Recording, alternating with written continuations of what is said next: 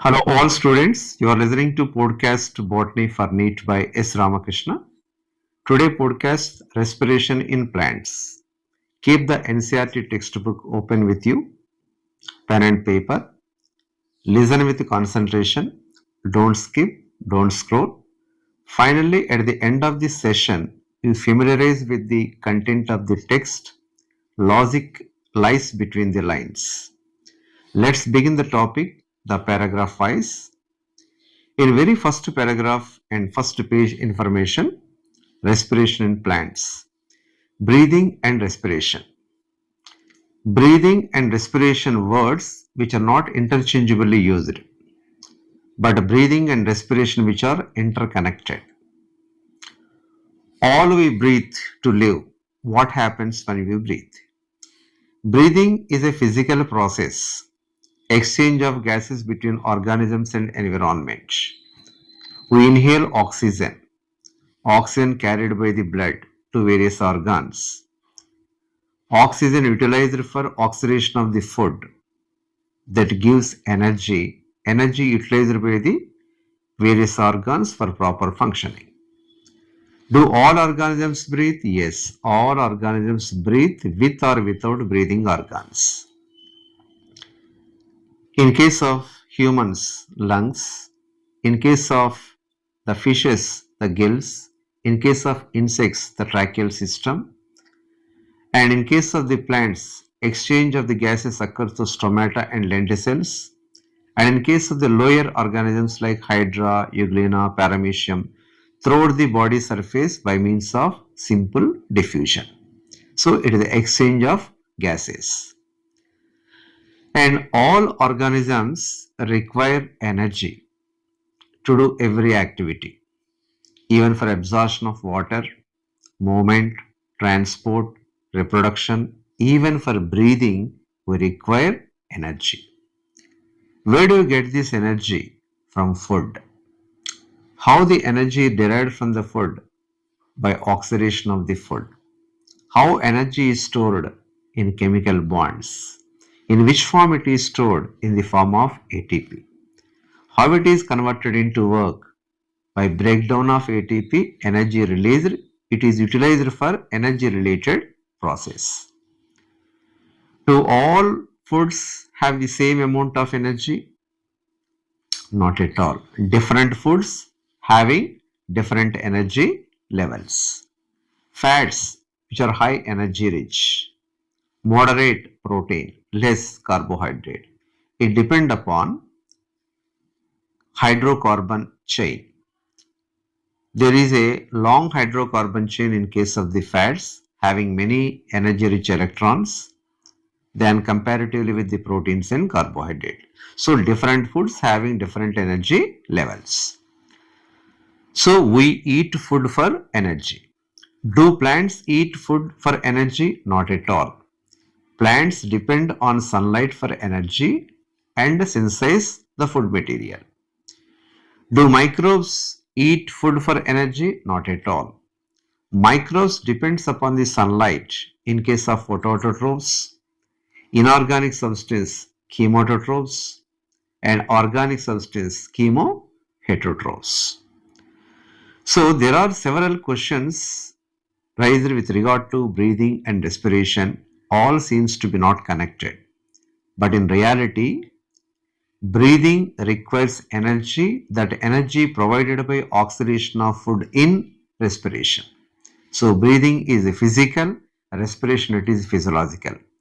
As respiration occurs in all living cells of living organism, because living cells require energy, so there is oxidation of food material in every living cell. Whatever the macromolecule, the food that is oxidized to give energy, that is obtained by a process, it is photosynthesis. Green plants and blue-green algae, which convert light energy into chemical energy and stored in CC bonds, that is hexose sugars, starch, as well as sucrose. Even in green plant, Do all cells, the tissues and organs are green in color and makes the food material? Not at all. The cells lie superficially, exposing to the light, having chloroplast and prepare food material. What about the non-green cells and other parts where food is not synthesized? So, food needs to be translocated to those parts which are unable to synthesize food material, because the non-green part require food for oxidation to yield energy. So the green plants synthesize the food by process photosynthesis for autotrophs. All animals, including human beings, depend upon the plant directly or indirectly. What do you call it is heterotrophs. In case of saprophytic fungi, it depends upon the dead decaying organic matter. So CC bonds of the food broken down to release considerable amount of energy in a cell, in a living cell. What do you call it is cellular respiration. Next, photosynthesis that occurs in chloroplast. Respiration, cytoplasm in prokaryote, cytoplasm and mitochondria in case of eukaryote. And whatever the organic substance that is oxidized to yield energy, what we call respiratory substrate. What are respiratory substrate? Carbohydrate, fats, protein, organic acid. Common respiratory substrates are carbohydrate. But in some plant, in some circumstances, fats, protein, organic acid are also respiratory substrate. Next, these respiratory substrate undergo oxidation, enzymatic breakdown, releases energy. And these respiratory substrate oxidizes to give energy not in one step, several steps, not directly energy released into the cell, not directly it is utilized. Energy released and trapped in the form of ATP, that is adenosine triphosphate. That ATP considered as energy currency of the cell. Why it is considered as energy currency of the cell? Because ATP is available wherever, whenever it is required. That's why it is energy currency of the cell. And this energy currency of the cell is produced in powerhouse of the cell, that is mitochondria. In ATP, what type of sugar present? Ribose sugar, pentose, C5, H10, O5. What type of nitrogen base? Adenine, purine nitrogen base, that is dicyclic. How many number of phosphates are present? 3 phosphates are present.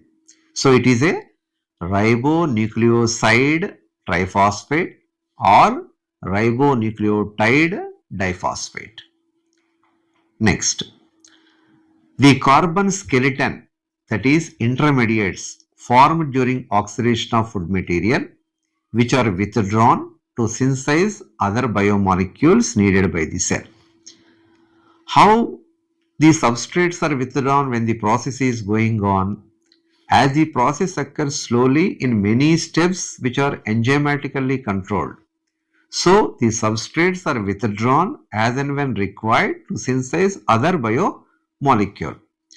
Suppose, for example, alpha ketoglutaric acid is an intermediate substrate formed during oxidation of substrate in Krebs cycle. This alpha ketoglutaric acid is withdrawn and on transamination combined with amino group and form amino acid as required by the cell in a required time. So substrates are withdrawn as and when it is required. Next, do plants breathe? The answer, it is not so direct. Why? Because plants, unlike animals, do not have any breathing organ or respiratory organ. Plants require carbon dioxide for photosynthesis, oxygen for respiration. So, even though it lacks breathing organs or respiratory organ, it ensures the availability of carbon dioxide and oxygen through structures what we call stomata and a lenticel. Stomata in case of younger pods, lenticels in case of woody pod. So, plant ensure the supply of CO2 and O2 through stomata and lenticels. So, how plant can get along even without respiratory organ? There are several reasons. The first reason, each part of the plant can take care of its own gaseous exchange needs. There is little transport of the gases from one part to other. Second, plant do not demand much gaseous exchange needs because root, stem, leaf respires far lower than animal. Because animal is a mobile organism, it requires much energy. The plant, it is a static, require less amount of energy. And much gaseous exchange occur only during the process of photosynthesis. During this period, leaf is well adapted to take care of its needs. Why? Because during this period, oxygen availability is not a problem in this cell because there is a photosynthesis occurs in these cells. Next, third one. Even in a large bulky plant, the distance that gases that diffuse is not that much of the great. Not a centimeter distance or meter distance, it is a micrometer distance only. And most of the living cells lies close to the surface. So it is true in case of the leaf because leaf having mesophil cells having intercellular spaces communicated through atmosphere through subcellular chamber. What about thick woody stems and root?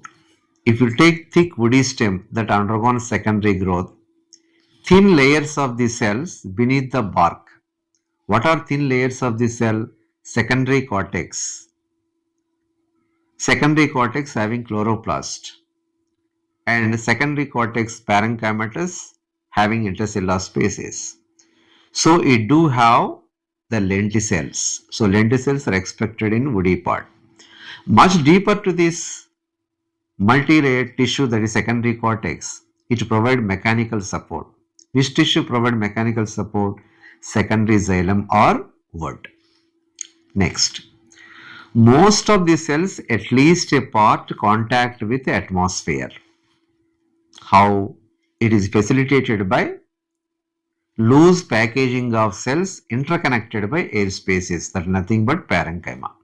In case of leaf, mesophil, parenchyma with a chloroplast, that is a chlorenchyma. Chlorenchyma in the leaf is mesophil. Mesophil having intercellular spaces. And in the stem, the cortex having intercellular spaces. In the root, it is having intercellular spaces. So root present in the soil having communication with the atmosphere through stem as well as leaf. That's why most of the cells at least a part contact with the atmosphere.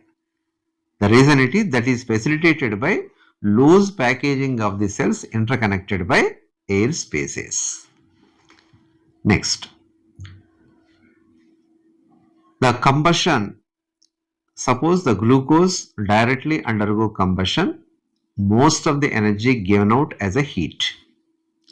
C6H12O6 plus 6O2 gives rise to 6CO2, 6H2O plus energy. If the energy released is really useful to the cell to synthesize other biomolecule, cell adopt a strategy. The key is glucose catabolized in such a way that not all the energy liberated goes out as a heat. So it is catabolized in such a way that not all the liberated energy goes out as a heat.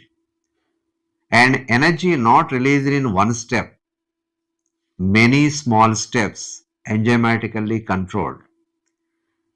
And some steps large enough so that whatever the energy released, couple ADP and IP to make ATP. That means during many steps energy released, whatever the energy released, it may not be sufficient to couple ADP and IP to make ATP. Some steps are large enough, that is whatever the energy liberated during those steps that is sufficient to couple ADP and IP to make a ATP. This is entire story of respiration. So respiration require oxygen. The products are carbon dioxide, water as well as energy. As combustion require oxygen. But there are some cells which survived even under anaerobic condition. Some requires aerobic condition. Can you see any organism or instances in such conditions are present? There are many or enough evidences on this planet. First cells lived under anaerobic conditions. Suppose if you take seed germination, initial seed germination it is anaerobic, later it is aerobic. Even aerobic organism adapted to perform anaerobic conditions, adapted to survive under anaerobic conditions. There are facultative anaerobes like yeast. The facultative anaerobes are aerobic organism, survives even under anaerobic condition. And if you take obligate anaerobe, survives only under absence of oxygen. Whether aerobic organism or anaerobic organism, whatever the organism, all organisms retain enzymatic machinery to partially oxidize glucose into two molecules of pyruvic acid. And that process, what do you call it, is glycolysis. So glycolysis is common for aerobic as well as anaerobic organism. And glycolysis is only the process in case of anaerobic organisms. In case of the glycolysis, as the word itself conveying its meaning, glyco, sugar, lysis, breakdown. Enzymatic breakdown of glucose into two molecules of pyruvic acid, what we call glycolysis, that occurs in cytoplasm. And it was discovered by Embeden, Meyerhoff, Paranas. Collectively, what do you call it is EMP pathway. So glycolysis, otherwise what do you call EMP pathway. And whatever the end product in case of photosynthesis, that is sucrose, it is a disaccharide. Because storable form is starch, transportable form it is the sucrose, that is the disaccharide. And sucrose in presence of invertase hydrolyzed into glucose and fructose, the two monosaccharides.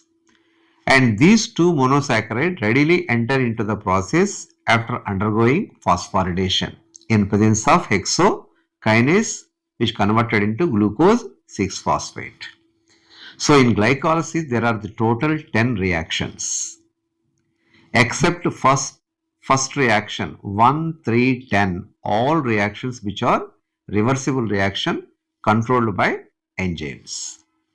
First reaction phosphorylation, second reaction isomerization, third reaction phosphorylation, fourth reaction cleavage, fifth reaction isomerization, sixth reaction oxidation, seventh reaction dephosphorylation, eighth reaction intramolecular shift or isomerization, ninth reaction dehydration, 10th reaction dephosphorylation. So 1 and 3 reactions are phosphorylation reactions, investment phase. And 2, 5, 8 reactions which are isomerization reactions. 7th and 10th reactions are dephosphorylation reaction, what do you call substrate level phosphorylation. So from 6th reaction onwards, it is a payoff phase. First to third reaction, it is the investment phase. So total 10 reactions. The first reaction. So what is the simple substrate directly enter into the pathway? Whatever the carbohydrate is digested into the simple form, that is the glucose. The glucose is phosphorylated by utilizing ATP in presence of hexokinase and a cofactor magnesium converted into glucose 6-phosphate. So from ATP, 1 phosphate transferred to the 6th carbon, ATP become ADP, glucose become glucose 6-phosphate. This is the phosphorylation reaction.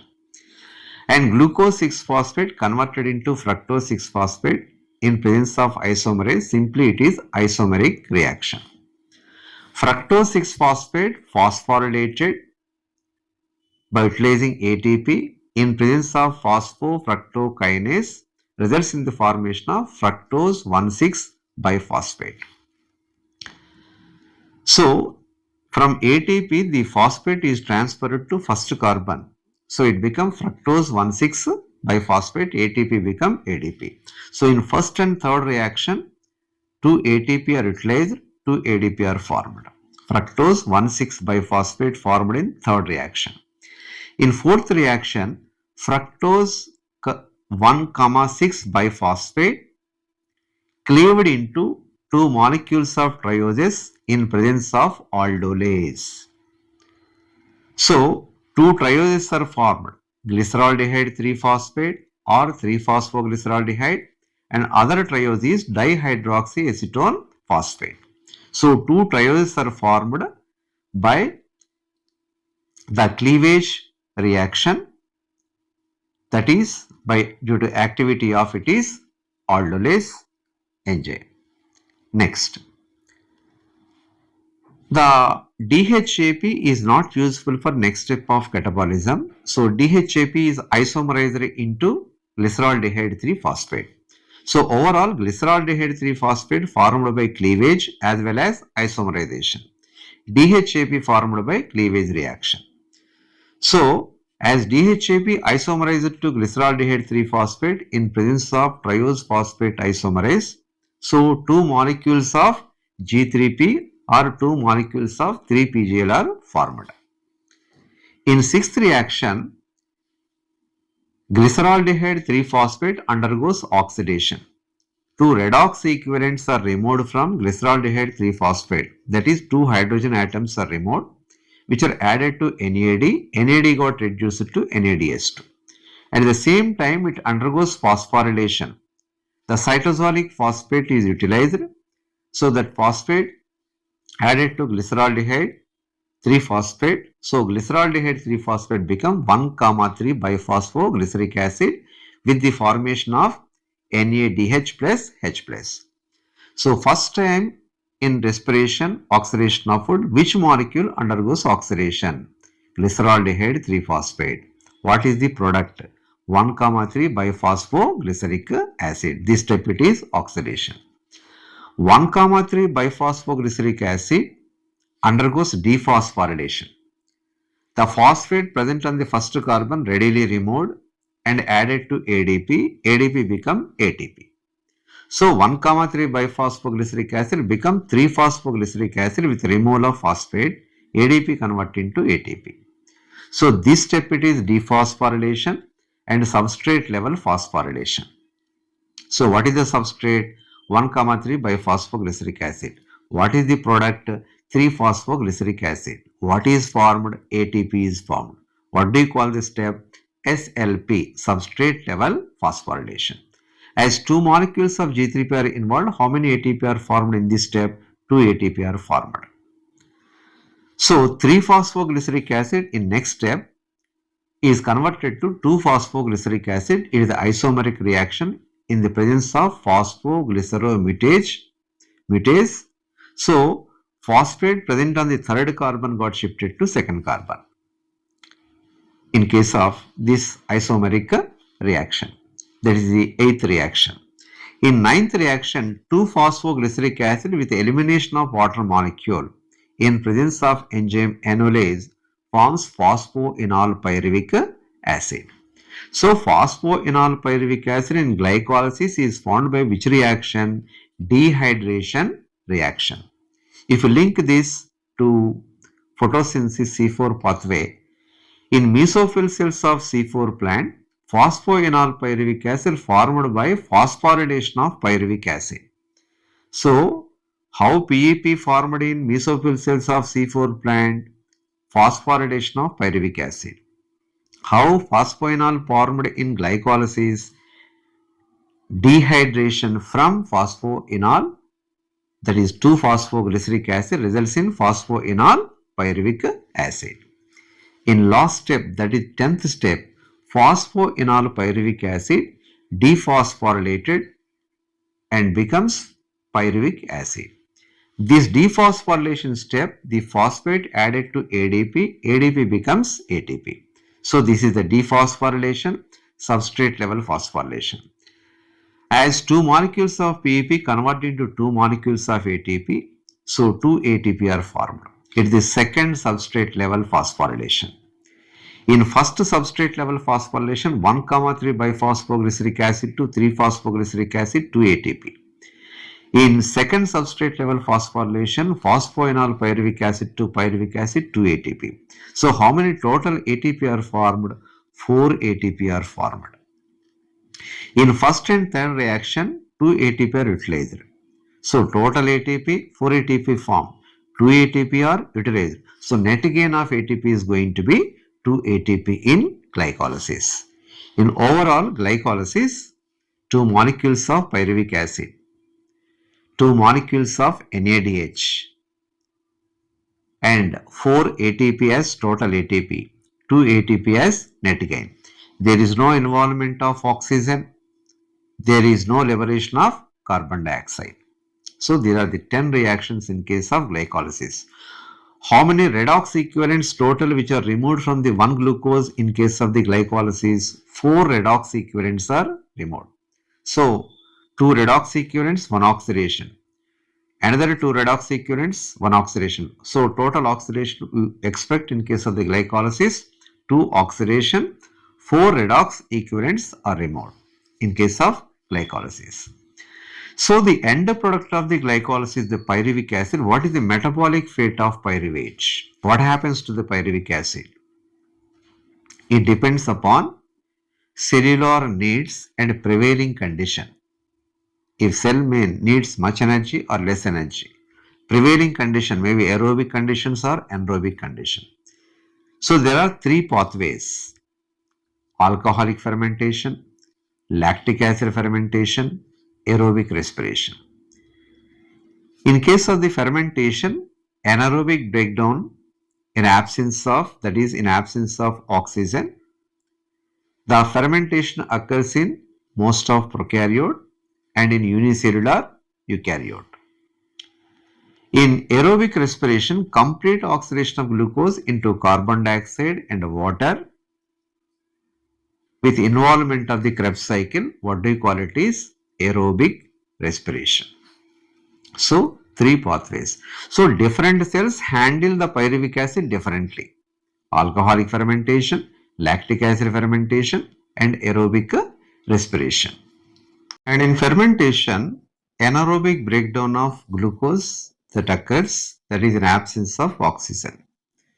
In case of alcoholic fermentation, in presence of yeast, Saccharomyces cerevisiae, that belongs to Ascomycetes, pyruvic acid undergoes 2 reactions, decarboxylation and second reaction it is reduction. And the 2 reactions which are catalyzed by the 2 enzymes, pyruvic decarboxylase, alcohol NAD dehydrogenase.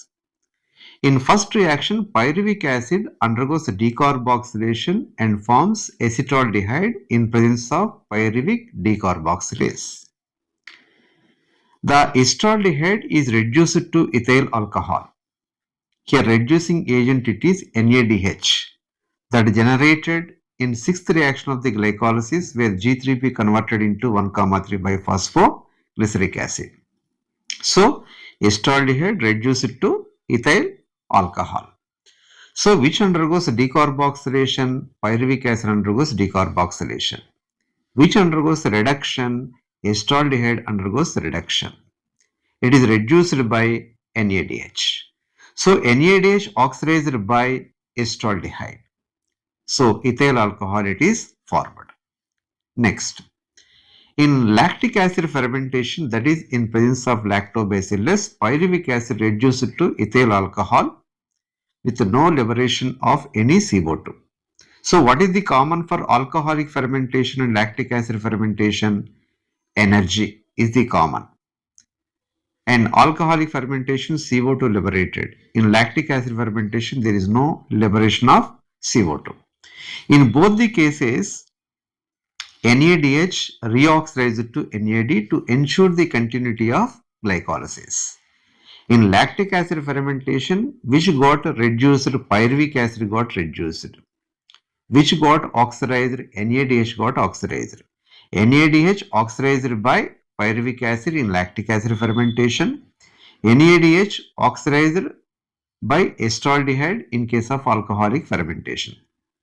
So in case of aerobic respiration, NADH is going to be oxidized by oxygen. So 3 questions here. 1. NADH in alcoholic fermentation oxidized by acetaldehyde. In lactic acid fermentation, NADH oxidized by pyruvic acid. In aerobic respiration, NADH oxidized by oxygen. Next 3 question. Which got reduced in alcoholic fermentation? Acetaldehyde. In lactic acid fermentation, which got reduced? Pyruvic acid. In aerobic respiration, which got reduced? That is oxygen.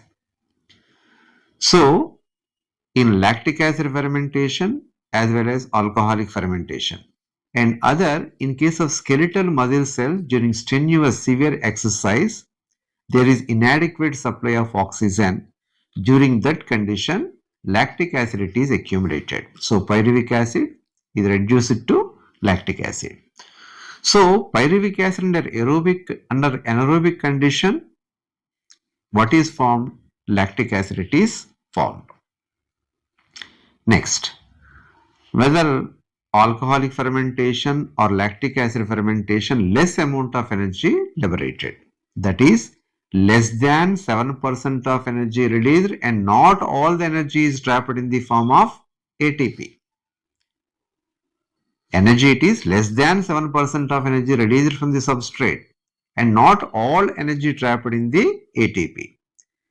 And in alcoholic fermentation, lactic acid fermentation, net gain of ATP is going to be 2 ATP only, because in first and third reaction the 2 ATP are utilized and overall 4 ATP are formed. So net gain of ATP is going to be 2 ATP either in lactic acid fermentation or alcoholic fermentation. Both lactic acid as well as alcohol are hazardous to the cell, that is damaging to the cell. And in case of alcoholic fermentation, natural alcoholic fermentation in presence of yeast, only it is having 13% of alcoholic concentration. What is the reason for that? There is no further production of enzymes by yeast for formation of much alcoholic concentration. Why? Because yeast poison themselves at 13% of alcohol. So, alcoholic concentration obtained in natural alcoholic fermentation only 13%. More than 13% is expected in alcohol obtained in case of the market, as it is obtained through distillation. Natural alcohol that obtained through alcoholic fermentation, it is subjected to distillation to obtain alcohol with much higher concentration of alcohol. Next. So what do you call the process where complete oxidation of food substrate with much amount of energy liberated and more number of ATP formed?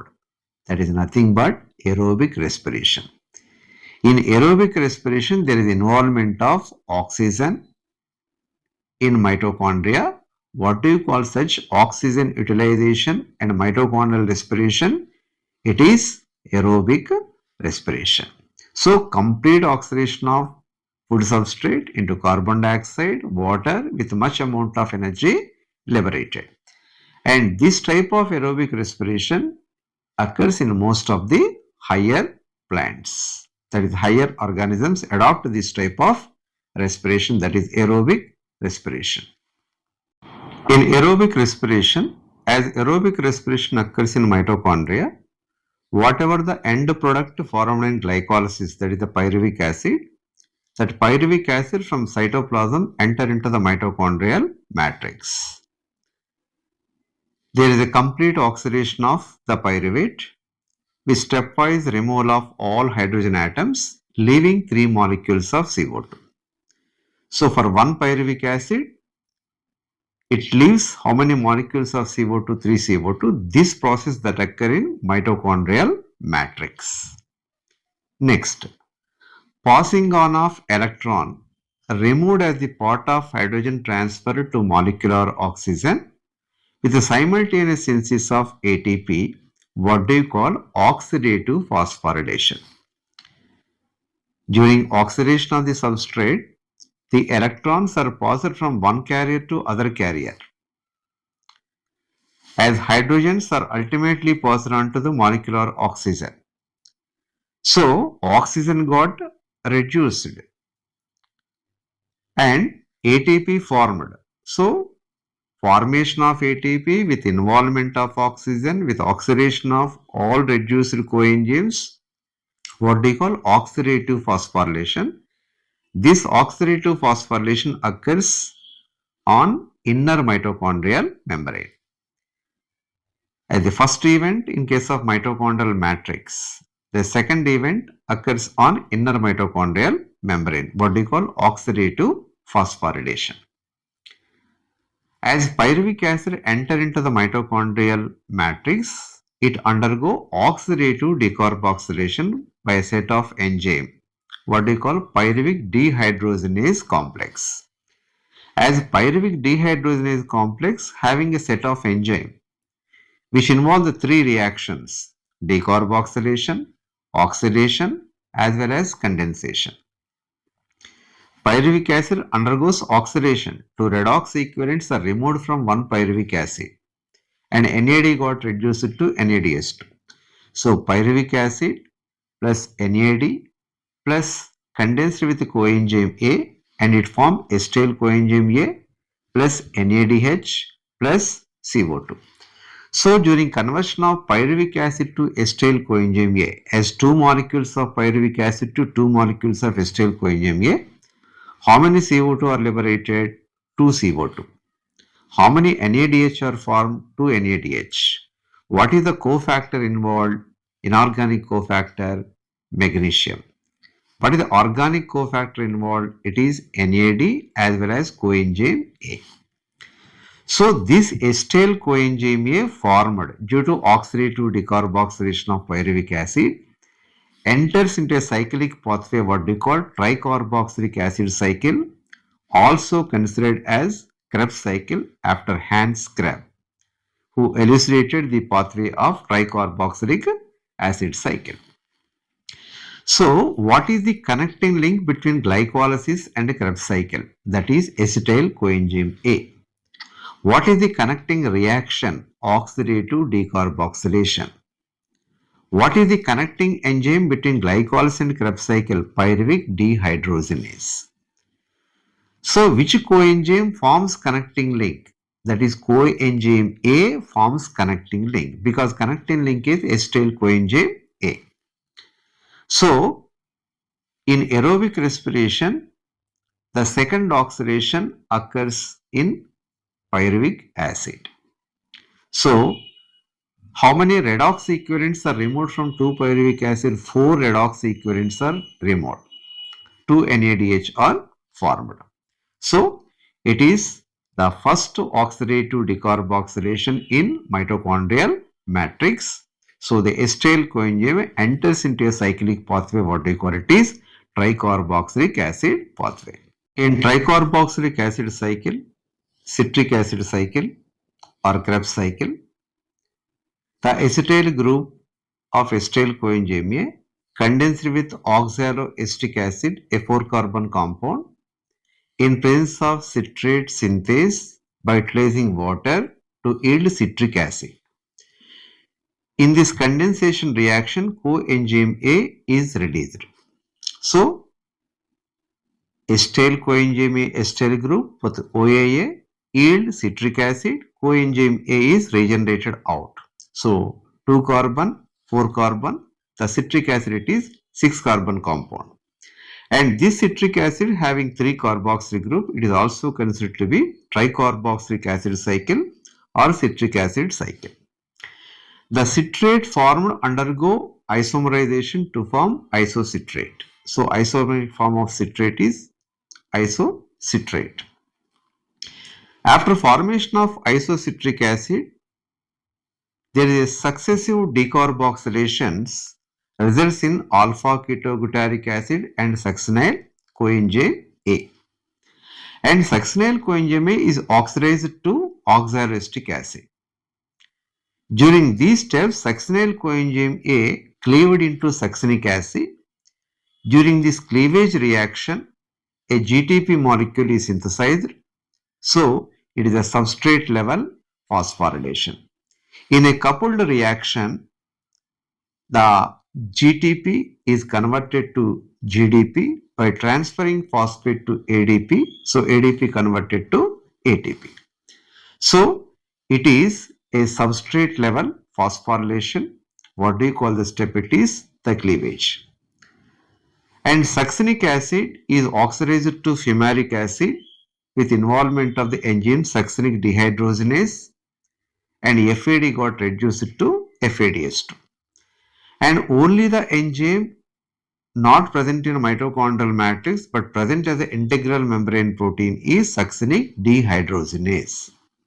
So, what is the coenzyme for succinic dehydrogenase? FAD, flavin adenine dinucleotide.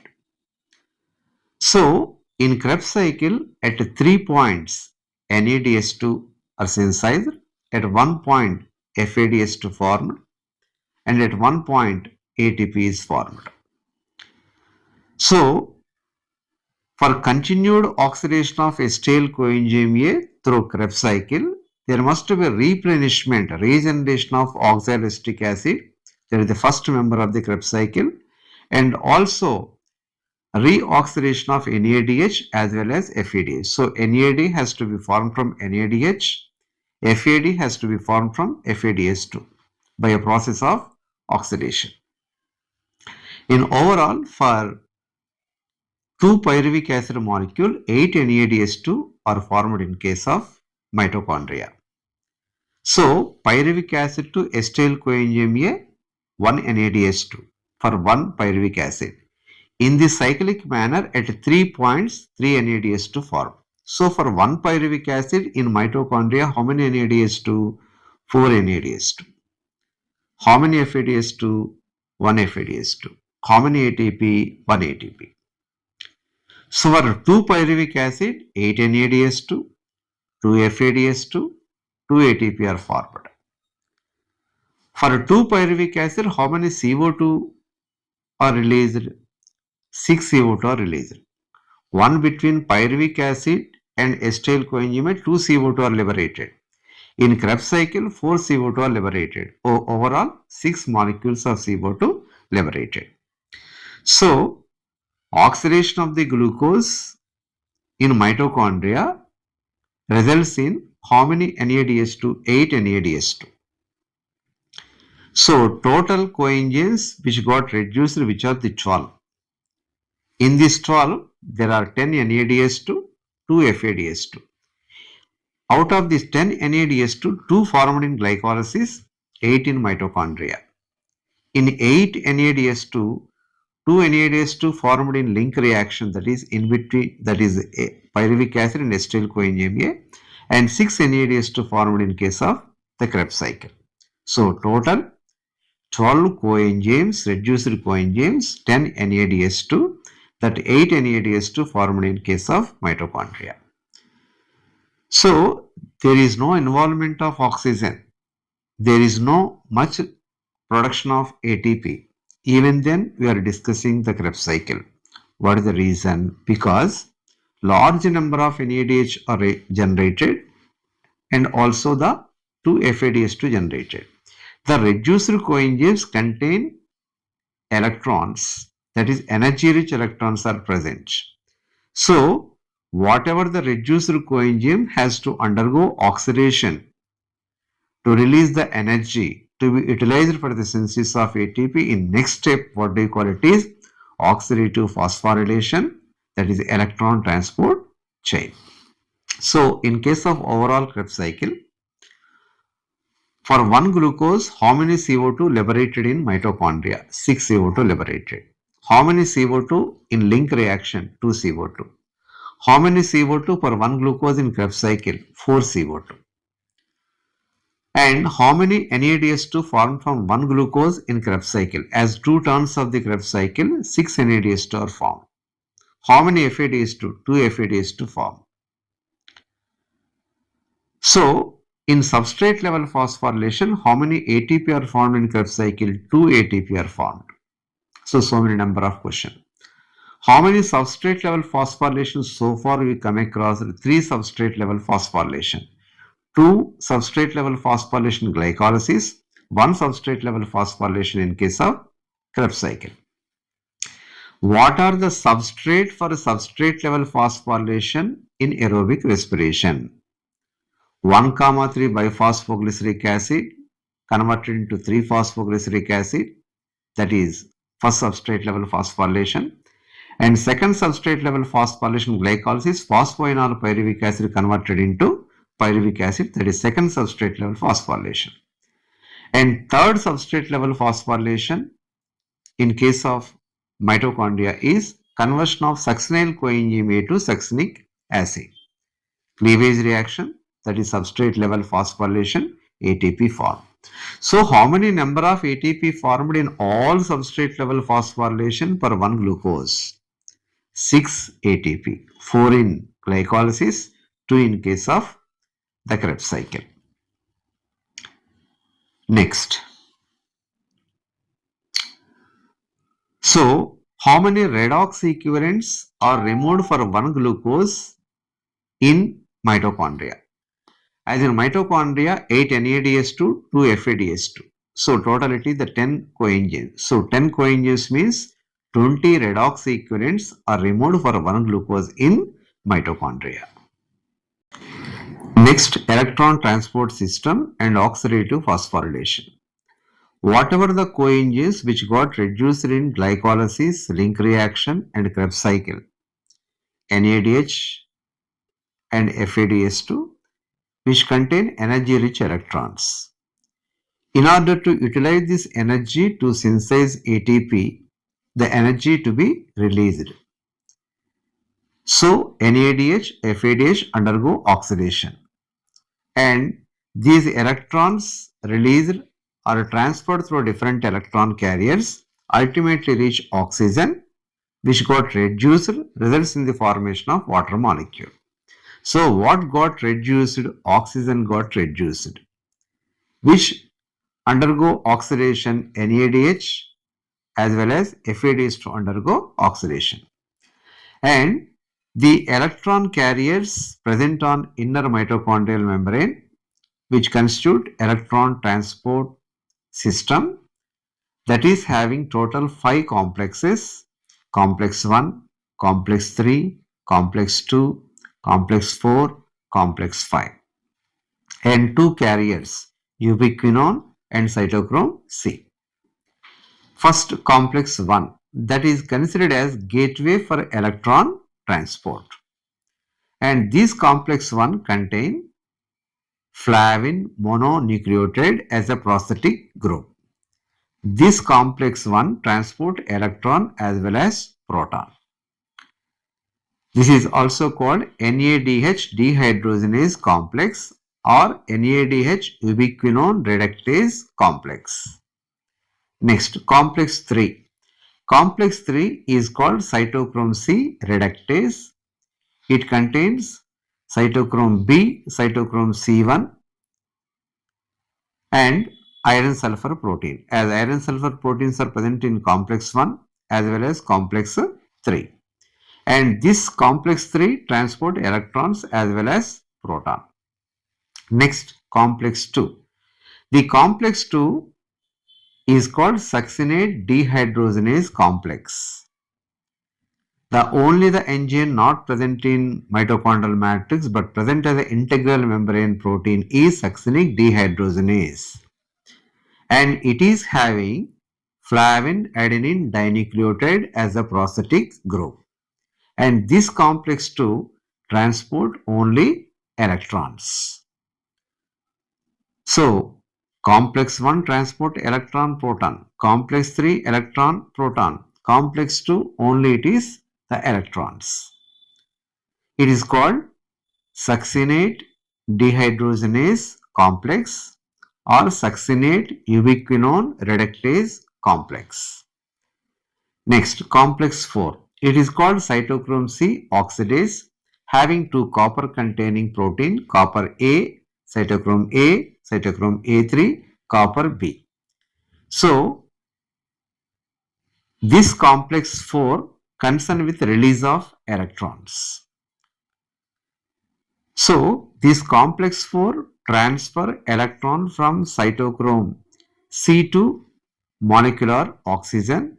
That's why the complex 4 considered as cytochrome C oxidase. Next, complex 5. The complex 5 is a ATP synthase having F0 as well as F1 that is concerned only with transport of the proton. So, which complex act as dumping for proton, that is complex 5. So, electron dump is complex 4, proton dump is complex 5. Next, the NADH that is generated either in glycolysis or link reaction or Krebs cycle, which undergoes oxidation, the electrons are transported to complex 1, that is iron sulfur protein of complex 1. During this, 4 protons are removed from the matrix, translocated from matrix to intermembrane space through complex 1. That is, energy of electron drive this proton from matrix to intermembrane space. Next, and these electrons are transferred to ubiquinone, and ubiquinone receives redox equivalents and also receives electron from the complex 2. So ubiquinone is a carrier that located between complex 1 and 3, complex 2 and 3. This ubiquinone transport electron as well as proton present within the membrane. Cytochrome C is present on outer surface of inner membrane that act as only electron carrier that transport electron between complex 3 and complex 4. So, two carriers, ubiquinone, cytochrome C. Ubiquinone, electron and proton, cytochrome C only for electron. So, gateway for electron transport is complex 1. So, number of ATP depends upon nature of electron donor. If NADH is oxidized, 3 ATP are generated. If NADH2 undergoes oxidation, its pathway complex 1, ubiquinone, complex 3, cytochrome C, complex 4, ultimately oxygen, with results in the formation of one water molecule. So, oxidation of each NADH transport how many electron? 2 electron. For oxidation of each NADH2, how many protons are translocated from matrix to intermembrane space? 4 plus 4 plus 2. That is the 10 protons are translocated. From complex 1, that is 4 proton. From complex 3, 4 proton. And from complex 4, 2 proton. So for oxidation of each NADH2, 10 protons are translocated from matrix to intermembrane space for a transfer of one pair of electron. And with oxidation of FADH2, there is a contribution of 2 ATP. So this pathway, complex 2, ubiquinone, complex 3, cytochrome C, complex 4, and oxygen, with results in the formation of one water molecule. So oxidation of one FADH2 transport 6 proton from matrix to intermembrane space. So from complex 3, 4 proton, complex 4, 2 proton.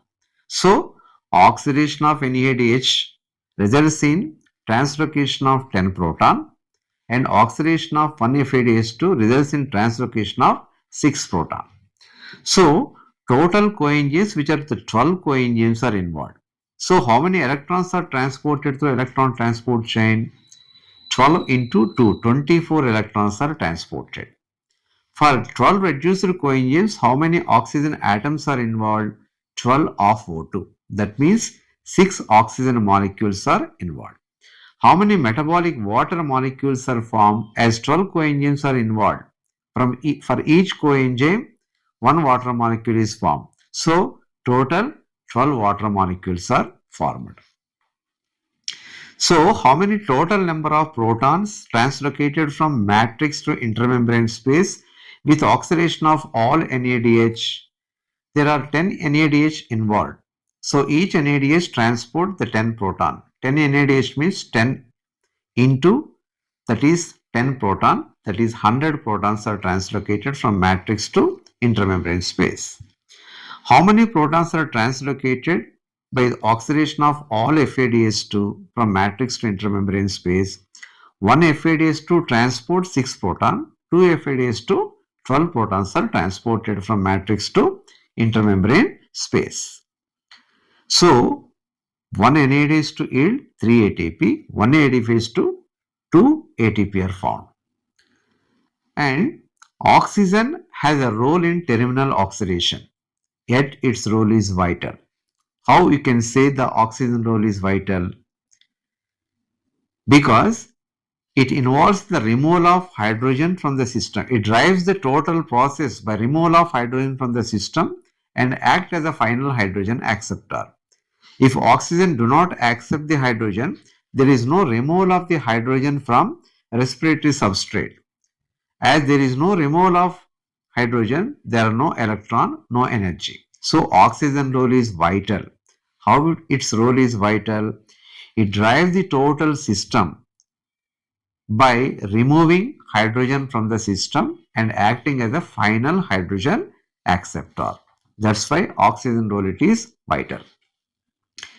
In case of photophosphorylation, that is a light driven process, results in the formation of ATP, what do you call photophosphorylation.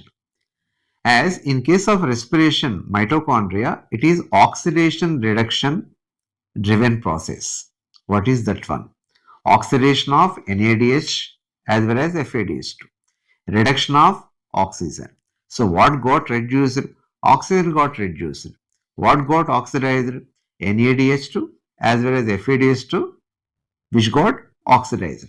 Final results in the formation of water molecule. Next, the ATP synthesis is linked to chemiosmotic hypothesis, membrane linked ATP hypothesis. In chemiosmotic hypothesis, proton concentration gradient is the driving force for ATP formation. Here it is oxidation reduction driven process. So, more number of protons in case of intermembrane space, that is high proton, low pH, and less number of protons in case of the matrix, that is less number of proton and high pH. So, low pH, more number of protons in intermembrane space. As protons are accumulated in intermembrane space, as less number of protons in case of the matrix, proton tries to move from intermembrane space to matrix, but the membranes are impermeable for proton or less permeable for proton.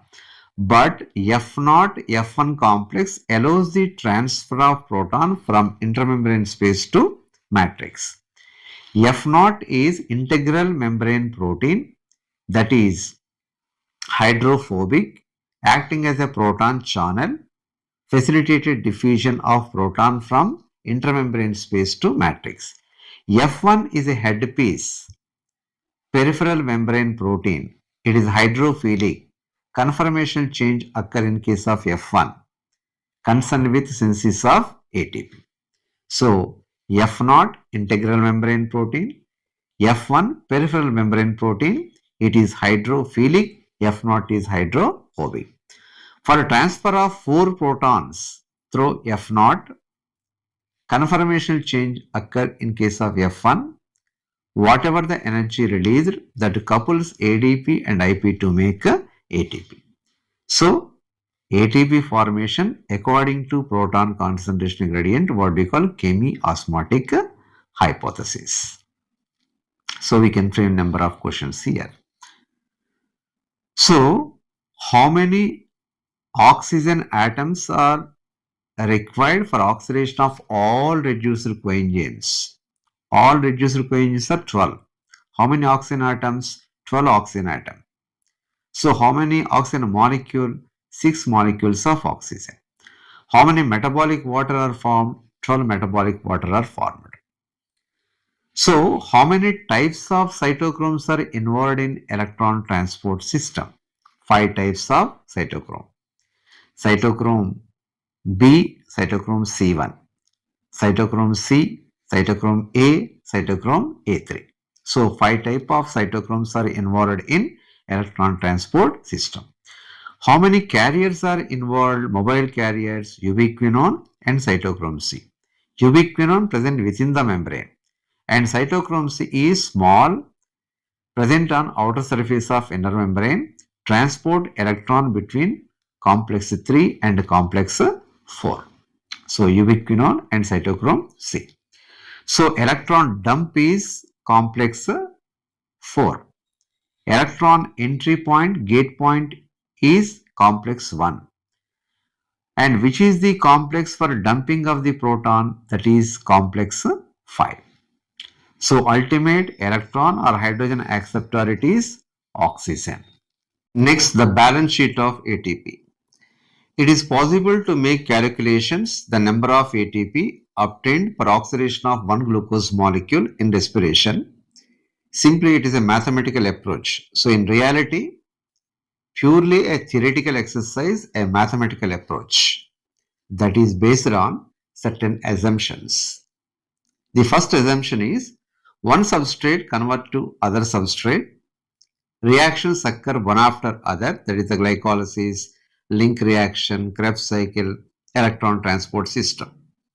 The second assumption, NADH formed in glycolysis enter into the mitochondria for oxidative phosphorylation.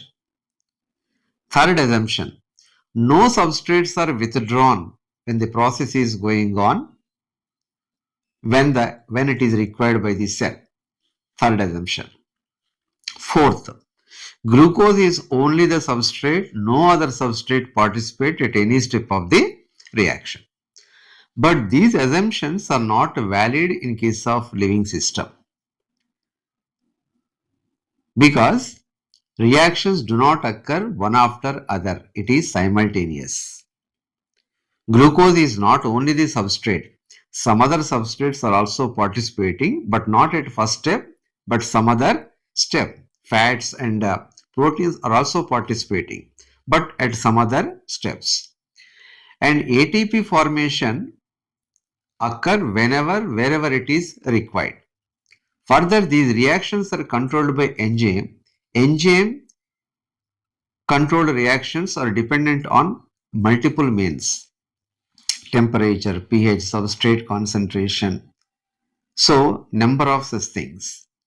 But anyhow, we have to appreciate the beauty and efficiency in extracting the energy and store it in the form of ATP. That is net gain of ATP, 38 ATP molecule obtained for oxidation of one glucose molecule being respired.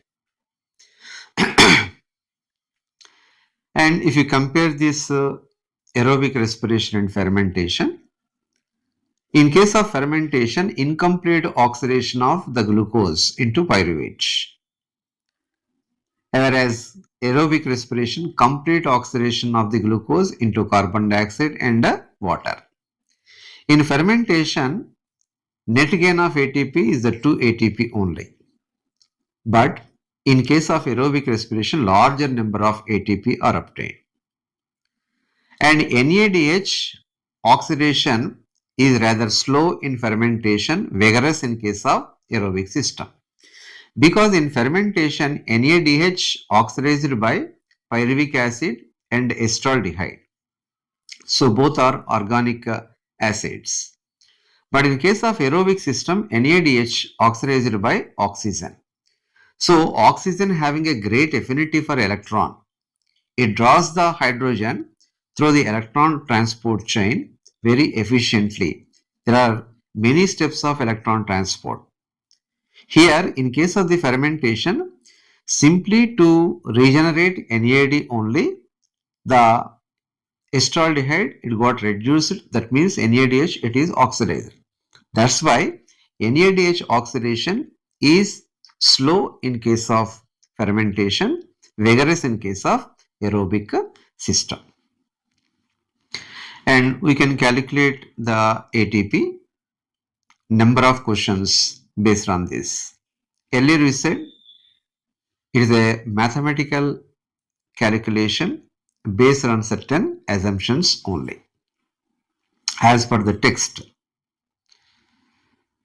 simple to complex. How many number of ATP formed as a total number of ATP for one glucose molecule despite in glycolysis? 4 ATP. 2 ATP at 1, 3 biphosphogylic acid to 3 phosphoglyceric acid. As 2 molecules are involved, 2 ATP. Phosphoenol pyruvic acid to pyruvic acid, 2 molecules are involved, 2 ATP, total it is 4 ATP. How many net gain of ATP obtained in case of glycolysis? As 2 ATP first and third reaction at investment phase, it is utilized. So net gain of ATP is going to be 2 ATP. Next, how many net gain of ATP in glycolysis for one glucose with involvement of oxygen? There is no involvement of oxygen in case of glycolysis, but NADH undergoes oxidation to yield ATP. As 2 NADH are generated, each NADH gives 3 ATP, 2 NADH gives 6 ATP. So 6 ATP plus 2 net gain of ATP, it count for 8 ATP. Next, how many total number of ATP formed in glycolysis for one glucose with involvement of oxygen? As 4 ATP formed in glycolysis, oxygen is involved during oxidation of NADH2. 6 plus 4, total it is going to be 10 ATP. If glucose is the substrate, net gain of ATP is going to be 2 ATP in glycolysis. How many net gain of ATP in case of glycolysis for one glucose if that is participating from glucose 6-phosphate? It is going to be 3 ATP. If it is fructose 6-phosphate, it is also going to be 3 ATP. If fructose 1,6 biphosphate directly participate, number of ATP obtained it is the 4. For one G3P, how many ATP obtained? 2 ATP in glycolysis. Another G3P, 2 ATP. So total it is the 4 ATP. Next, for one pyruvic acid, how many coenzymes are obtained in mitochondria? Pyruvic acid to acetyl coenzyme है 1 NADH2. In Krebs cycle at 3.3 NADH2. Total it is the 4 NADH2 for 1 pyruvic acid. For 2 pyruvic acid, 8 NADH2. Pyruvic acid acetyl coenzyme 2 NADH2 link reaction. In 2 turns of the cycle, 6 NADH2, 2 FADH2, 2 ATP. Next, how many number of ATP obtained due to oxidative breakdown of 1 pyruvic acid? Here, oxidative breakdown means we have to count the number of ATP obtained in substrate level phosphorylation as well as number of ATP obtained by oxidation of all coenzymes for 1 pyruvic acid in mitochondria. So there are 4 NADH for 1 pyruvic acid in mitochondria. 4 into 3, 12. For 1 FADH2, 2 ATP, 14. 1 ATP generated as a substrate level phosphorylation. So 14 plus 1, 15 ATP for oxidation of the pyruvic acid in mitochondria. The same question in altered way. How many number of ATP obtained due to oxidation of coenzymes for 1 pyruvic acid in mitochondria? Here you are asking only coenzymes. We should not consider substrate level phosphorylation. As earlier we said 15 ATP. We have to ignore 1 ATP that obtained in substrate level phosphorylation. It is going to be 14 ATP. Next, how many number of ATP obtained by oxidation of pyruvic acid in Krebs cycle? So we have to consider only the Krebs cycle. In case of the Krebs cycle, 3 NADH2, 1 FADH2, 1 ATP. 3 into 3, 9 plus 1 FADH2, 2, 11 and 1 ATP, 12 ATP in Krebs cycle. How many number of ATP formed for oxidation of coenzymes for 1 pyruvic acid in Krebs cycle? Earlier we said 12 ATP. So we have to ignore the ATP obtained in substrate. It is going to be 11 ATP. Next, how many ATP obtained by oxidation of 1-phosphoenol pyruvic acid in aerobic respiration? The 2 point you have to remind, 1-phosphoenol pyruvic acid in aerobic respiration, that is complete oxidation. Earlier we said for 1 pyruvic acid 15 ATP. From PEP to pyruvic acid 1 ATP. So total it is going to be 16 ATP. Next, for oxidation of 2 PGA, 2-phosphoglyceric acid, how many ATP? The same, 15 plus 1, 16 ATP. Suppose for oxidation of 1,3 biphosphoglyceric acid, you have to count 16 plus 1 ATP obtained in conversion of 1,3 biphosphoglyceric acid to 3-phosphoglyceric acid. Count for it is 17. Next, oxidation of 1G3P in aerobic respiration yield. Earlier we said 17. For 1G3P, 1 NADH2 generated. For 1 NADH2, 3 ATP. 17 plus 3, 20 ATP. So for 1 G3P, 20 ATP. Another G3P, 20 ATP. Total number of ATP in aerobic respiration, 40. So net gain is going to be, in first and third reaction, 2 ATP utilized. So 40 minus 2, 38 ATP. Next,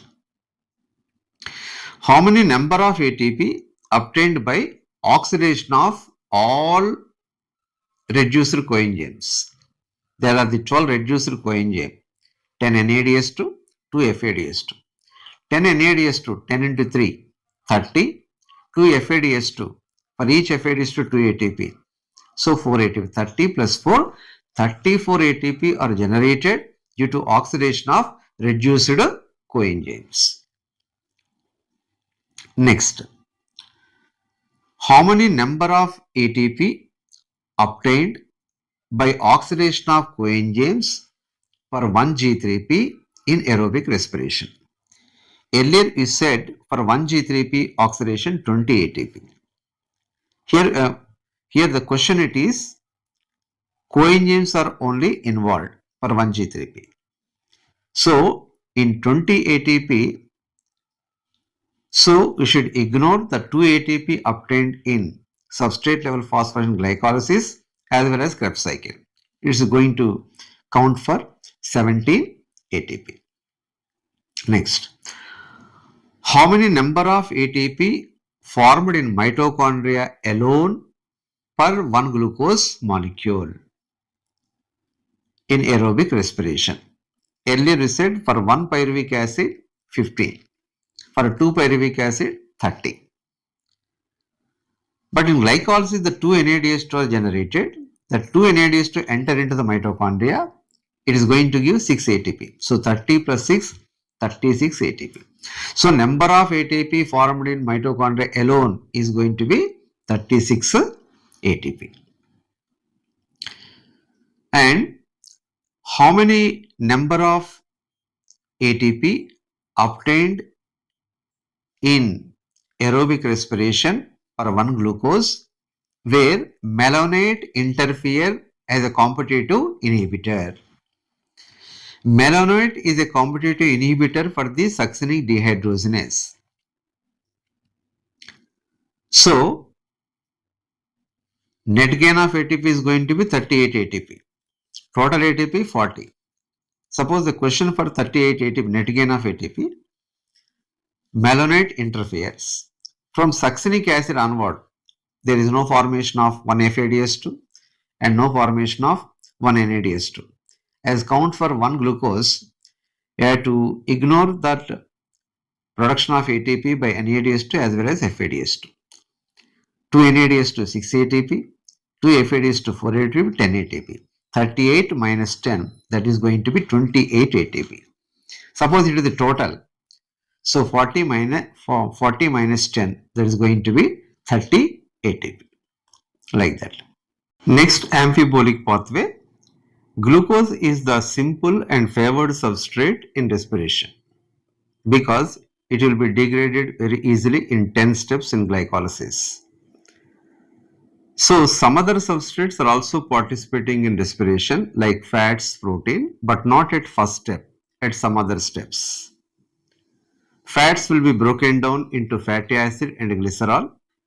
Glycerol, by being converting into glyceraldehyde 3-phosphate or 3-PGAL, it enters the pathway.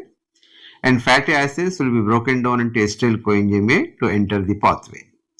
In case of the protein in presence of the protease degraded to the individual amino acid.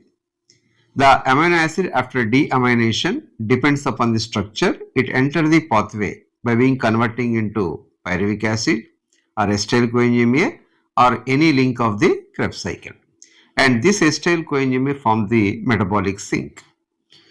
So, the food substrate, organic substrate broken down to release considerable amount of energy that is the process, it is the catabolic process, and respiratory pathway considered as catabolic pathway. So in present situation, is our understanding of simply a catabolic process is right? In advanced level, it is not, because the fatty acids are used as a substrate to derive energy to convert into acetyl coenzyme A. The very substrate, that is the acetyl coenzyme A, withdrawn to synthesize the fatty acid whenever the organism needs. So in a catabolic process, anabolic process also comes into picture. Breaking down of fatty acid into acetyl coenzyme A is a catabolic process. Acetyl coenzyme A withdrawn to synthesize the fatty acid, it is a anabolic process. Likewise, in case of the protein breakdown and synthesis of the protein also. So, the amphibolic pathway is a catabolic process, drives anabolic pathway. So, a combination of catabolism and anabolism considered to be what it is, amphibolic pathway. So, in modern sense, it is better to consider the respiratory pathway as an amphibolic pathway rather than considering it as simply it is a catabolic pathway. So, glucose at first step. Fats broken down into fatty acid, glycerol. Glycerol by being converting into G3P, and fatty acid convert into acetyl coenzyme A. Protein, protease, amino acid after deamination enter the pathway at pyruvic acid, acetyl coenzyme A, any link of the Krebs cycle. So the intermediates, that is carbon skeleton, the intermediates which are withdrawn to synthesize the whatever the required biomolecule. So the respiratory intermediate, the carbon skeleton, which are the precursor for synthesis of other biomolecule which are easily withdrawn because the process occur slowly. So overall, the amphibolic pathway is the involvement of catabolism as well as anabolism.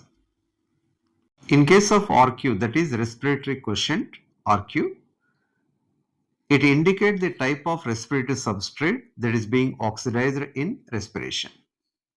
That is ratio between CO2 evolution to O2 absorption is nothing but RQ. And if you take the carbohydrate like rice, wheat and maize, that is it is having the starch, C6H12O6 plus 6 O2 gives rise to 6 CO2, 6 H2O plus energy. So this glucose having carbon and oxygen in equal ratio. So it requires 6 oxygen molecule. So 6 CO2 by 6 O2 is going to give 1. So RQ value for starch or carbohydrate is 1. Next, and if you take the fats, fats are poor in oxygen, so require more oxygen from atmosphere for degradation. That's why less amount of CO2 evolved, more amount of O2 it is absorbed. That's why RQ value is less than 1, that is around 0.7. If you take the tripalmitin, C51, H98, O6 taken twice plus 145 O2 gives rise to 102 CO2 plus 98 water plus energy. Relatively with carbon and hydrogen, oxygens which are very poor in case of the fat, so require extra oxygen from the atmosphere for degradation. That's why RQ value less than 1 in case of fats. So carbohydrate, fat, protein are respiratory substrate. But pure protein, pure fat never be respiratory substrate. So it will be degraded and enter into the pathway. And if you take the protein, it is having amino group. The amino group has to be deleted. So fats and proteins are respiratory substrate. But pure protein, pure fat never be respiratory substrate. After its degradation, it enter into the pathway at some other steps. And if you take anaerobic respiration, there is evolution of CO2, no absorption of oxygen. So something by 0 is infinity. And if you take succulents, that is CAM plant, crustacean acid metabolic pathway, in these plants, the CO2 fixed during night time. So no CO2, there is absorption of the O2. So 0 by something is nothing but what it is 0. So in succulent, RQ value is 0. In case of anaerobic respiration, RQ value it is the infinity. A brief discussion of respiration in plants, whatever the topic just we covered so far, randomly, like it is respiratory quotient, amphibolic pathway, glycolysis, Krebs cycle, electron transport system, and introductory pathway. So it covers, we already covered the total aspects of the respiration, but anyhow, in a question form, in random. If we take the glycolysis, what is the simple substrate that is being respired in glycolysis? That is the glucose. How many reactions are involved in glycolysis? 10 reactions. How many are reversible? How many are irreversible reaction? Except 1, 3, 10, all reactions which are reversible. How many oxidation that occur in aerobic respiration? 12 dehydrogenation reaction, that is 12 oxidations. So how many total coenzymes which are involved in aerobic respiration? 12 coenzymes which are involved in aerobic respiration.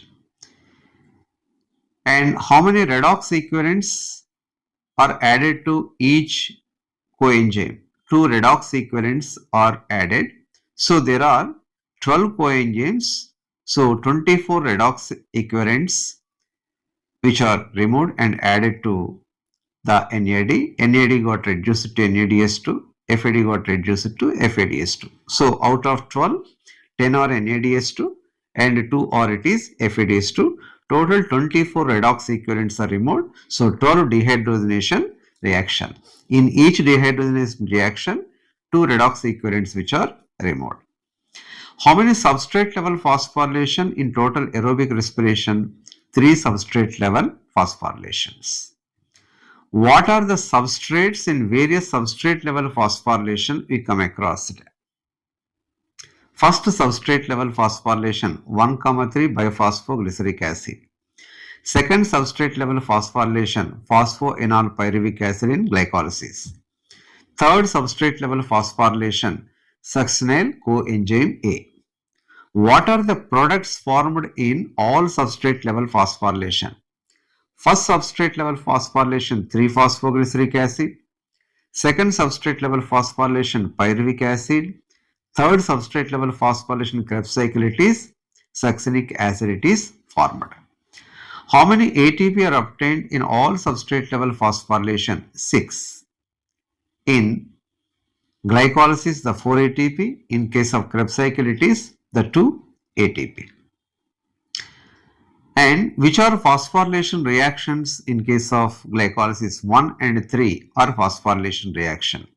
Which are dephosphorylation reaction step? 7 and 10. What are isomerization steps? 2, 4 and 8, which are isomerization steps in case of glycolysis. How many triose phosphates are formed in case of the glycolysis? 2 triose phosphates are formed, DHAP and G3P. G3P, otherwise it is called 3PGAL.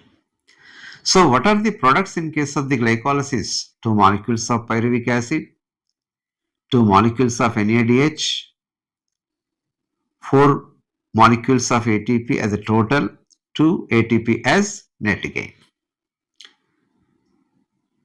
What is the connecting reaction between glycolysis and Krebs cycle? That is oxidative decarboxylation. Connecting coenzyme between glycolysis and Krebs cycle, acetyl coenzyme A. What is the connecting enzyme? Pyruvic dehydrogenase complex. And aerobic respiration in case of mitochondria with involvement of what it is oxygen. How many NADH are formed for 1 pyruvic acid in mitochondria? The 4 NAD are formed. 1 between pyruvic acid acetyl coenzyme A 1. In Krebs cycle it is the 3. Total it is 4 NADH are formed. For 2 pyruvic acid 8 NADH are formed. For 1 glucose in mitochondria, how many CO2 are released? In between pyruvic acid and acetyl coenzyme 2 CO2. In case of the Krebs cycle 4 CO2. Total it is 6 CO2 liberated for 1 glucose molecule. How many carbon dioxide are released for 1 pyruvic acid in mitochondria? 3. 1 in between pyruvic acetyl coenzyme A, 2 in case of the Krebs cycle, total it is the 3. And how many redox equivalents are removed for 1 pyruvic acid total oxidation in mitochondria? As the 4 NAD, 1 FAD is involved, total coenzymes it is the 5. Each coenzyme 2 redox equivalents, so 5 into 2, the 10 redox equivalents which are removed. Next, which is the cleavage reaction in case of the Krebs cycle? Succinyl coenzyme A into succinic acid is the cleavage reaction. So, complete oxidative breakdown of pyruvic acid through acetyl coenzyme A in mitochondrial matrix in a cyclic manner. What do you call it is? Krebs cycle or tricarboxylic acid cycle. Next, how many complexes are involved in electron transport system? 5 complexes are involved. Which complexes transport both electron and proton? Complex 1, complex 3, complex 4 transport electron and proton. Which complex transport only electron? That is complex 2. Which complex transport only proton? That is complex 5. How many carriers are involved in electron transport chain? 2 mobile carriers are involved, one within the membrane, that is ubiquinone, one present on outer surface of inner membrane, that is cytochrome C, that is operating between complex 3 and complex 4. So for oxidation of each NADH, how many protons are translocated from matrix to intermembrane space? 10 proton, 4 plus 4 plus 2. From complex 1 it is the 4 and complex 3 4, complex 4 2, total it is the 10 proton. How many protons are translocated for oxidation of 1 FADH2? 6 protons are translocated from complex 3 to complex 4 to, so total it is the 6. How many total oxygen atoms are required for oxidation of all reduced coenzymes for 1 glucose molecule? As 12 coenzymes which are involved, 12 of O2s, that is 12 oxygen atoms are required. That means 6 molecules of oxygen. How many metabolic water which are formed in case of electron transport chain? That is 12 metabolic water are formed, 12 reduced coenzyme. And interlinked questions with fermentation, aerobic respiration. In case of alcoholic fermentation, which got reduced? Acetaldehyde got reduced. Reduced by, that is NADH. So immediate electron donor to acetaldehyde is NADH. Ultimate electron donor to acetaldehyde, it is glyceraldehyde 3 phosphate. So NADH oxidized by acetaldehyde in alcoholic fermentation. In lactic acid fermentation, which got reduced? Pyruvic acid got reduced by NADH. In lactic acid fermentation, NADH oxidized by pyruvic acid. And in aerobic respiration, which got reduced? Oxygen got reduced by coenzymes like NADH as well as FADH2. So NADH2, FADH2 oxidized in aerobic respiration by oxygen. So oxidation of NADH is vigorous in aerobic system and slow in case of anaerobic system. How many total ATP formed in aerobic respiration per 1 glucose? 40 ATP are formed per 1 glucose. And if you take 10 NADH, each NADH contribute 3 ATP, 10 NADH 30 ATP. 2 FADH, if each FADH to contribute 2 ATP, 2 FADH to means 4 ATP, 34 ATP. So 34 ATP are formed only by oxidation of all reduced coenzymes for 1 glucose molecule. And the 2 ATP formed in case of the Krebs cycle as substrate level phosphorylation, 34 plus 2, 36. In glycolysis, total ATP formed 4. So 36 plus 4, 40 ATP. How many net gain of ATP formed in aerobic respiration? 38, as 40 ATP as the total. In case of the glycolysis and first and third reaction, 2 ATP are consumed, so net gain of ATP is going to be 38 ATP. How many number of ATP formed in glycolysis with involvement of oxygen? Total ATP with involvement of oxygen. As total ATP in glycolysis, the 4. There is no involvement of oxygen. But whatever the NADH2 formed undergoes oxidation in case of mitochondria is going to yield 3 ATP per 1 NADH2. So 2 NADH2 gives 6 ATP. So 6 ATP plus 4 ATP is going to be 10 ATP. So the question it is, how many total number of ATP formed in glycolysis with involvement of oxygen is 10. Net gain of ATP with involvement of oxygen is the 2 plus 6, that is going to be 8 ATP. How many number of ATP formed by oxidative breakdown of pyruvic acid in mitochondria? For 1 pyruvic acid, total 4 NADH are formed. 1 between pyruvic acid and acetyl coenzyme A, and 3 in case of the Krebs cycle, 1 FADH to form. So 4 NADH to 4 into 3, 12. 1 FADH to 2 ATP, 12 plus 2, 14. 1 ATP formed in substrate level phosphorylation, that is 1. So total it is 15. So oxidation of pyruvic acid in mitochondria 15. For 2 pyruvic acid, add 15, it is going to be 30. And whatever the NADH generated in case of the glycolysis in cytoplasm enter into the mitochondrial matrix, it is going to yield another 6 ATP. 30, if we add the 6, 36 ATP. And net gain of ATP in case of the glycolysis 2. So 36 plus 2, 38. So how many number of ATP formed mitochondria alone? Earlier we said for 1 pyruvic acid mitochondria 15, another pyruvic acid 15, 30. As 2 NADH2 generated in glycolysis enter into the mitochondria, yield 6 ATP. So 30 plus 6, 36 ATP are formed like this.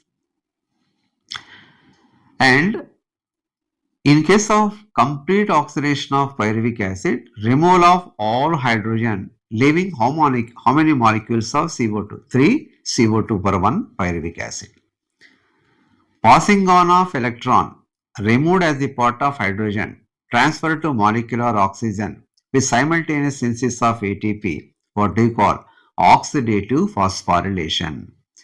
That is formation of ATP due to involvement of oxygen with oxidation of reduced coenzyme occur on inner mitochondrial membrane, what do you call oxidative phosphorylation. Photophosphorylation driven by light. Oxidative phosphorylation driven by oxidation reduction. Which got oxidized? NADH2, FADH2 got oxidized. Which got reduced? Oxygen it got reduced. And in case of amphibolic pathway, a combination of catabolism and anabolism called amphibolic pathway. Glucose enters the pathway at which step? First step. Fats and protein at not at first step, some other step. How fats enter into respiratory pathway? By broken down into fatty acid and glycerol. Fatty acid further degraded to acetyl coenzyme A, and the glycerol being converting into glyceraldehyde 3 phosphate, and protein in presence of protease convert into amino acid. Amino acid after deamination enter into the pathway by converting into pyruvic acid, acetyl coenzyme A, or any link in case of Krebs cycle. So respiration in advanced or modern cells better considered as amphibolic pathway. So is amphibolic pathway is anabolism drives catabolism or catabolism drives anabolism? It's a catabolic process drives anabolic also. And what is the precursor for synthesis of the fatty acid? That is acetyl coenzyme A. Acetyl coenzyme is withdrawn to synthesize the fatty acid molecule. So calculating this ATP based on certain assumptions. So the assumptions which are valid or not valid in living system, it is not valid in living system. Why assumptions which are not valid in living system? The process occur not one after other, it is simultaneous. And substrates are withdrawn as and when it is required. ATP is generated as and when it is required. And in ATP, what type of the sugar? Ribose sugar. What type of nitrogen base? Adenine nitrogen base. Is it a purine or a pyrimidine? It is a purine. What do you call it is? Nucleoside, triphosphate or nucleotide? It is diphosphate. In case of very first paragraph, what are the structures in case of the plant? Help in gas exchange, stomata in younger part, lenticels in case of the mature part. Like this. I hope you all got familiarized with the NCERT textual content. Listen once, the twice or thrice to familiar with the total content of the text, because at the time of examination it is not possible to recollect the sentences you underline, but it is 100% possible to recall or to recollect whatever delivered to you in the class. So listen with concentration. So read once, revise number of times to recall the content at the time of examination without any pressure.